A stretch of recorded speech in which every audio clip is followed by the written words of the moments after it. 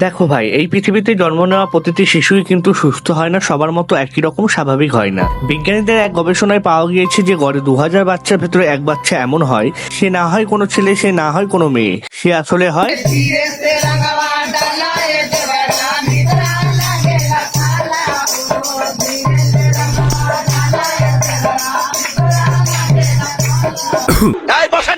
এখনই উত্তেজিত হলে চলবে না। আজকে উত্তেজিত হওয়ার জন্য তোমাদেরকে এখনো অনেক উত্তেজনা দেওয়া বাকি আছে, কারণ ওয়ান্স আপন এ টাইম আমাদের সম্মানিত ছোট্ট ছেলে সুপ্রিয়তা বলেছিল, তোমার জন্য দেয়াল ধরে দাঁড়িয়েছি জন, তোমার টিকটিকিটা আমি একবার ধরতে চাই। তাই আজকে আর টিকটিকি না, সাপ বানিয়ে তারপর ভাইয়ের কাছে এসেছি, কারণ পেছন যেহেতু মারবই তাহলে ভালো মতোই মারি। 2-3 ইঞ্চির গুঁতো তো অনেক খেলেন আপনি, আজকে না হয় 9 ইঞ্চি দিয়ে গুতিয়ে আপনাকে ইতিহাস বানিয়ে ছাড়ি। তো অনেকদিন ধরে ধরবো করে ছোট্ট ছেলেকে হচ্ছে না ধরা, তোমাদের তারই চ্যানেলে এত কমেন্ট দেখার পর ইচ্ছে ছিল সবাই মিলে তার বিচিতে দেবো একবার পাড়া। কিন্তু আফসোস, পাড়া দেওয়ার জন্য যখন আমরা তার বিচি খুঁজতে যাই, গিয়ে দেখি হালা বিচির বদলে একটা ঝুনঝুনি ঝুলিয়ে রাখছে, ওর বিচিই তো একটা নাই। পরে লোকমুখে শুনলাম দাদা নাকি ছিল রিলস এলিয়েন, আর এই রিলস করতে গিয়ে দাদা বিচি ফেলছে তার হারিয়ে। শুধু বিচিই না, উল্টোপাল্টা লজিক দেওয়ার কারণে পাবলিক করে এমন মার মারছে গু বার করে ফেলছে পারিয়ে। কিন্তু সমস্যা হলো এত চাটাচাটির পর দাদার গাঁজাখড়ি লজিক আজও কমে নাই। সেই ঘুরে ফিরে সে একই লজিক প্রদান করে, একই কাজ করে, নিজের পেছনটা পেতে দিয়ে বলে নিয়ে নে, তোর কাছে যদি টিকটিকে থেকে থাকে তাহলে পেছনটা মেরে দে ভাই। তো সমস্যা নেই, দাদার যেহেতু গুহা মারা খাওয়ার এতই শখ, তাহলে রেডি হয়ে যাও সবাই, আজকে গুহা মারতে মারতে দাদার গুহার রক ফেলবো মোড়াচ্ছি রে। তো বন্ধুরা, স্বাগত নেই কারোগে হামারা, অবশেষে তোমাদের কাঙ্ক্ষিত ভিডিও নিয়ে কাঙ্ক্ষিত রোস্টারকে ভরে দিচ্ছি আমি আকাশ, আবারও আসলাম ফিরে।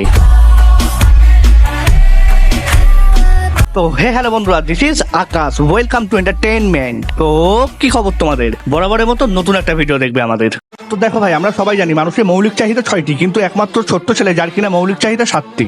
তাও কি কি? খাদ্য, বস্ত্র, বাসস্থান, চিত্র বিনোদন, চিকিৎসা, শিক্ষা, আর অশিক্ষিত মতো কাজ কাম করে বেশি বেশি গালি খাওয়া। এমনকি তুমি যদি একটি কন্টেন্ট ক্রিয়েটর হয়ে থাকো তাহলে তোমার জীবনে লক্ষ্য কি থাকবে? বেশি বেশি কোয়ালিটি সম্পূর্ণ ভিডিও আপলোড দিয়ে বেশি বেশি ভিউজ পাওয়া, রাইট? কিন্তু সেখানে ছোট্ট ছেলের লক্ষ্য সম্পূর্ণ ভিন্ন। তার লক্ষ্য হলো আগের ভিডিওতে 300টা গালি খেয়েছি, এই ভিডিওতে কম করে হলেও 500টা গালি খেতে হবে। যাই এখন গিয়ে একটা গাঁজাখড়ি লজিক দিয়ে আসি। আর এই একটা কারণেই তোমাদের সবার ছোট্ট ছেলের ভিডিও দেখে একটা জিনিসই করতে মন চাইবে, সেটা হলো না না না, তুমি ভাবছো তুমি বমি করছো, কিন্তু বিষয়টা একদমই এমন না। তুমি কিন্তু বমি করছো না, তুমি কিন্তু তোমার মনের অজান্তেই তোমার ভিতর থেকে ছোট্ট ছেলের কন্টেন্ট বার করছো। খালি তফাৎটা হলো ছোট্ট ছেলে বার করার সময় তার পেছন দিয়ে বার করে, আর তুমি বার করার সময় সেটাকে বমি হিসাবে তোমার সামনে দিয়ে বার করো। তাই কখনোই তুমি তোমার মলমূত্রকে ছোট করে দেখবে না, মনে রাখবে এটারও কিন্তু মার্কেট ভ্যালু অনেক বেশি। এটা অনেকজনের কন্টেন্ট, আর এটা দিয়ে অনেকে তার সংসার চালায়। তবে হ্যাঁ, এটা অবশ্যই মানতে হবে ছোট্ট ছেলের রোস্টিং কমিউনিটিতে অনেক পুরনো, ততটা পুরনো যতটা পুরনো হলে কিনা আমি অন্তত এতদিনে রোস্টিং ছেড়ে দিতাম। কারণ ভাই কি লাভ এত পুরনো হয়ে যদি কমেন্ট বক্সে গিয়ে এইটাই দেখতে হয়? এইরকমই হয় যখন মানুষ এইসব ছোট্ট ছেলের মতো ছোট ফেমাস বানায়। এর থেকে তো ভাই গাজার সাথে ঘুম মিশিয়ে খেয়ে মরে যাওয়াটাও অনেক বেশি সম্মানের। তবে হ্যাঁ, দাদাকে যে কেউ সাপোর্ট করে না বিষয়টা কিন্তু একদমই এমন না, দাদাকেও অনেকে সাপোর্ট করে,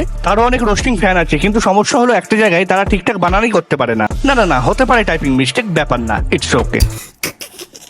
কিন্তু ওইটা বড় ব্যাপার না, এর থেকে বড় মিস্টেক আমি নিজেই করে বসে আছি। কারণ অনেক কাল আগের কথা, একটা সময় ছোট্ট ছেলেকে আমি রোস্ট করার সময় আমি জানতে পারি ছোট্ট ছেলে সুপ্রিয়তা নাকি একজন রোস্টার।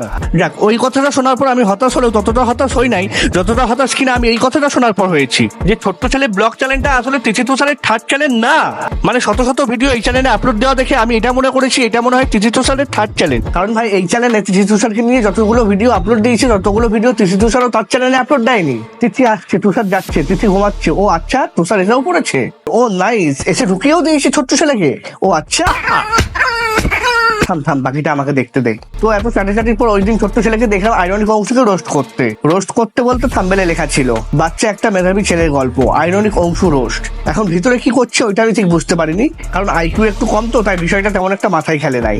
কিন্তু একটা জিনিস ঠিকই বুঝেছি, সে যে ভিউজ পাওয়ার জন্য গালি খাওয়ার জন্য এই ভিডিওতেও একটা গাঁজাখড়ি লজিক দিয়েছে। মানে তার লজিকটা ছিল অনেকটা এমন যে তুই ভাবতে পর্যন্ত পারবি না তোর কি কি ডিটেলস আমার কাছে আছে, মেচেদায় থাকিস, তোর ফ্যামিলি ব্যাকগ্রাউন্ডও শুনলাম। মানে চিন্তা করো ওর মনের মধ্যে আসলে কতটা পরিমাণে ভয়।